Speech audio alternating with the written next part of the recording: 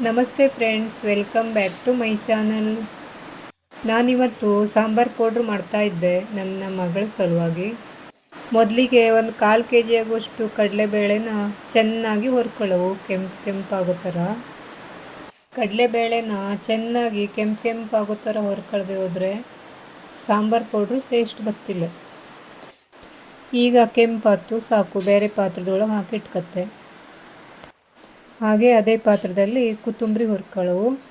ಕೊತ್ತಂಬರಿನೂ ಹಾಗೆ ಸ್ವಲ್ಪ ಕೆಂಪಾಗೋ ಥರನೇ ಹುರ್ಕೊಳ್ಳವು. ಎಲ್ಲ ಕೆಂಪಾಗಿ ಘಮ ಘಮ ಬರೋವು, ಪರಿಮಳ ಆ ಥರ ಹುರ್ಕೊಳ್ಳವು. ನನ್ನ ಚಾನಲ್ನ ಸಬ್ಸ್ಕ್ರೈಬ್ ಮಾಡ್ಕೊಂಡವ್ರಿಗೆಲ್ಲ ಧನ್ಯವಾದಗಳು. ಹಾಗೆ ಸಬ್ಸ್ಕ್ರೈಬ್ ಮಾಡ್ಕೊಳ್ಳದೆ ನೋಡೋರು ದಯವಿಟ್ಟು ಸಬ್ಸ್ಕ್ರೈಬ್ ಮಾಡಿ ನೋಡಿ, ಹಾಗೆ ಲೈಕ್ಸ್ ಕೊಡಿ. ದಯವಿಟ್ಟು ಎಲ್ಲರೂ ನನ್ನ ಚಾನಲ್ಗೆ ಸಪೋರ್ಟ್ ಕೊಡಿ. ನನ್ನ ಮಗಳು ಯಾವತ್ತೂ ಊರಿಗೆ ಬಂದಾಗ ಅಮ್ಮ ಸಾಂಬಾರು ಪೌಡ್ರ್ ಮಾಡಿಕೊಡು ಹೇಳ್ಕೊಂಡು ಮನೆಯಿಂದನೇ ಮಾಡಿಸ್ಕೊಂಡು ತಗೊಂಡು ಹೋಗ್ತು.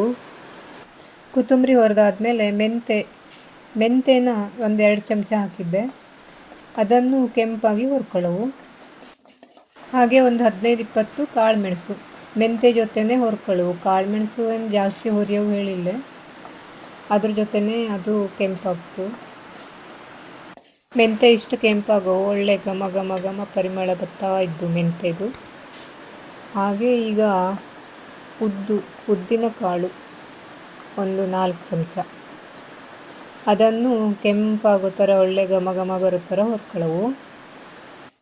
ಉದ್ದಿನ ಬೇಳೆ ಸ್ವಲ್ಪ ಬಿಸಿ ಆದಮೇಲೆ ಜೀರಿಗೆ ಸಾಸಿವೆ, 1-2-3 ಚಮಚ ಜೀರಿಗೆ, 1-2-3 ಚಮಚ ಸಾಸಿವೆ ಹಾಕಿ ಅದನ್ನು ಸ್ವಲ್ಪ ಕೆಂಪಾಗುವವರೆಗೆ ಹುರ್ಕೊಳ್ಳವು.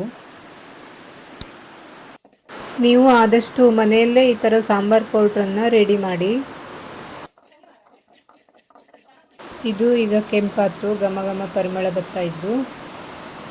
ಕೊನೆಯದಾಗಿ ಒಣಮೆಣಸನ್ನು ಈ ಥರ ಕಟ್ ಮಾಡಿ ಹಾಕಿದರೆ ಬೇಗ ಹುರಿತು ಮತ್ತು ಗರಂ ಆಗ್ತು. ಒಣಮೆಣಸನ್ನು ಹುರಿಯುವಾಗ ಒಂದು ಅರ್ಧ ಚಮಚ ಎಣ್ಣೆ ಹಾಕೊಳ್ಳವು. ನೀವು ಮನೆಯಲ್ಲಿ ಯಾವ ಎಣ್ಣೆ ಯೂಸ್ ಮಾಡ್ತೀವಿ ಆ ಎಣ್ಣೆ ಬಿಸಿ ಆದಮೇಲೆ ಒಣಮೆಣಸು ಹಾಕಿ ಈ ಥರ ಹುರಿಯವು. ಹಾಗೆ ಒಂದು ಸ್ವಲ್ಪ ಹಿಂಗೆ ಹಾಕವು, ನೀವು ಯಾವ ಹಿಂಗಾದರೂ ಹಾಕಿ. ಎಲ್ಲದನ್ನು ಹುರಿದು ಒಂದು ಅರ್ಧ ಗಂಟೆ ಹಾಗೆ ತಣಿಯಲು ಬಿಡವು. ತಣ್ಣಾದಮೇಲೆ ಮಿಕ್ಸಿ ಜಾರಿಗೆ ಹಾಕಿ ನೈಸ್ ಮಾಡವು. ಒಣಮೆಣಸು ಇಷ್ಟು ಹುರಿದ್ರೆ ಸಾಕು.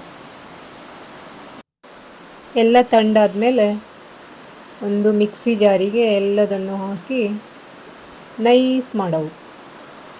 ನಮ್ಮ ಕಡೆ ತುಂಬ ಮಳೆ ಬರ್ತಾ ಇದ್ದು, ಹಾಗಾಗಿ ಹೊರಗಡೆ ಸೌಂಡು ಸ್ವಲ್ಪ ಜಾಸ್ತಿನೇ ಇದ್ದು. ಮಳೆ ಸೌಂಡ್ ಜೊತೆ ಮಿಕ್ಸಿ ಸೌಂಡು.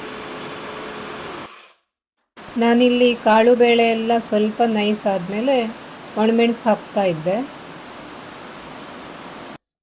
ಒಂದೇ ಜಾರಿಗೆ ಫುಲ್ ಆಗುತ್ತು, ಹಾಗಾಗಿ ಫುಲ್ ಆದರೆ ಬೇಗ ನೈಸ್ ಆಗ್ತಿಲ್ಲ. ನೈಸ್ ಆಗದೆ ಹೋದರೆ ಸಾಂಬಾರು ಪೌಡ್ರು ಟೇಸ್ಟ್ ಬರ್ತಿಲ್ಲ. ಹಾಗಾಗಿ ನಾನು ಸ್ವಲ್ಪ ತೆಗೆದಿಟ್ಕೊಂಡು 2 ಸರಿ ಬೀಸಿದೆ. ಘಮ ಘಮ ಸಾಂಬಾರು ಪೌಡ್ರು ರೆಡಿ. ನಾವು ಈ ಥರ ಮಾಡಿಟ್ಕೊಂಡ್ರೆ 2-3 ತಿಂಗಳಾದರೂ ಹಾಳಾಗ್ತಿಲ್ಲ. ಒಮ್ಮೆ ಈ ಥರ ಸಾಂಬಾರು ಪೌಡ್ರು ಮಾಡಿ ನೋಡಿ ನೀವು. ವಿಡಿಯೋ ನೋಡಿದವರಿಗೆಲ್ಲ ಧನ್ಯವಾದಗಳು. ಮುಂದಿನ ವಿಡಿಯೋದಲ್ಲಿ ಸಿಗ್ತೆ ಅಕ್ಕ. Thank you watching.